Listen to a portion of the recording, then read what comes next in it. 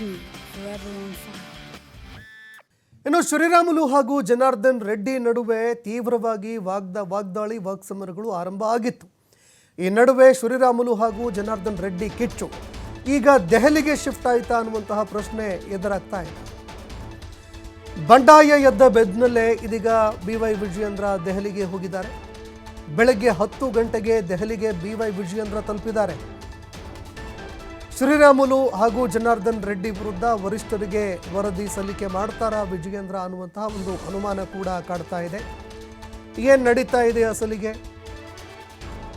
ಯಾರಿಂದ ಪಕ್ಷಕ್ಕೆ ಎಷ್ಟು ಲಾಭವಿದೆ, ಎಲ್ಲ ವಿಚಾರಗಳಿಗೆ ಸಂಬಂಧಪಟ್ಟಂತೆ ವರದಿ ಸಲ್ಲಿಕೆ ಮಾಡ್ತಾರಾ ಅನ್ನೋ ಪ್ರಶ್ನೆ ಕೂಡ ಕಾಡ್ತಾ ಇದೆ. ತಮ್ಮ ವಿರೋಧಿ ಬಣದ ನಾಯಕರ ಬಗ್ಗೆ ಹೈಕಮಾಂಡ್ಗೆ ದೂರು ಕೊಡ್ತಾರಾ ಅನ್ನೋ ಅನುಮಾನ ಕಾಡ್ತಾ ಇದೆ. ಇನ್ನು ರಾಜ್ಯಾಧ್ಯಕ್ಷರ ಬದಲಾವಣೆ ಕುರಿತಂತೆ ಮಾತುಕತೆಗೆ ವರಿಷ್ಠರು ಕರೆದಿದ್ದಾರಾ ಅನ್ನುವಂತಹ ಒಂದು ಮಾತುಗಳು ಕೂಡ ಕೇಳಿಬರ್ತಾ ಇದೆ. ಇನ್ನು BY ವಿಜಯೇಂದ್ರ ಅವರು ದೂರು ಕೊಡ್ತಾರಾ ಅಥವಾ ರಾಜ್ಯಾಧ್ಯಕ್ಷರ ಬದಲಾವಣೆ ವಿಚಾರಣೆಗೆ ಸಂಬಂಧಪಟ್ಟಂತೆ ಈ ಬಗ್ಗೆ ಮಾತನಾಡೋದಕ್ಕೆ ಏನಾದರೂ ವರಿಷ್ಠರು ಕರೆದಿದ್ದಾರಾ ಅನ್ನೋ ಒಂದು ಪ್ರಶ್ನೆ ಕೂಡ ಕಾಡ್ತಾ ಇದೆ.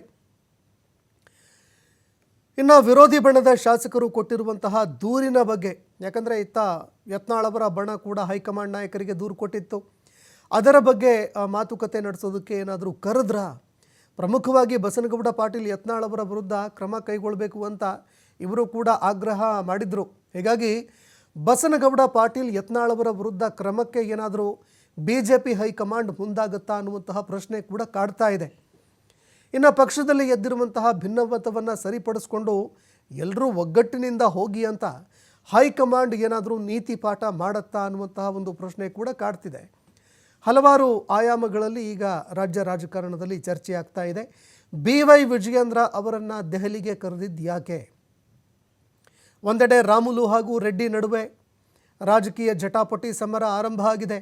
ಇದಕ್ಕೆ ಸಂಬಂಧಪಟ್ಟಂತೆ ಚರ್ಚೆ ಮಾಡೋದಕ್ಕೆ ಏನಾದರೂ ಹೈಕಮಾಂಡ್ ಕರೀತಾ, ಅಥವಾ ರಾಜ್ಯದಲ್ಲಿ ಅಸಮಾಧಾನ ಎದ್ದಿರುವಂತಹ ವಿಚಾರಕ್ಕೆ ಸಂಬಂಧಪಟ್ಟಂತೆ ಯತ್ನಾಳ್ ಅವರ ವಿರುದ್ಧ ಕ್ರಮ ಕೈಗೊಳ್ಳೋದಕ್ಕೆ ಏನಾದರೂ ಕರೀತಾ?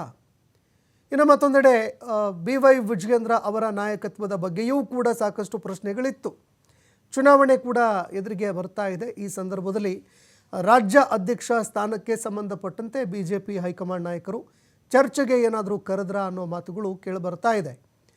ಇನ್ನು ಹೈಕಮಾಂಡ್ ನಾಯಕರ ಮುಂದಿನ ನಡೆ ಯಾವ ರೀತಿಯಾಗಿ ಇರುತ್ತೆ ಅನ್ನುವಂಥದ್ದನ್ನು ಗಮನಿಸಿದ ಮೇಲೆ ಏನು ಚರ್ಚೆ ಆಯಿತು ಅನ್ನುವಂಥದ್ದು ಗೊತ್ತಾಗುತ್ತೆ.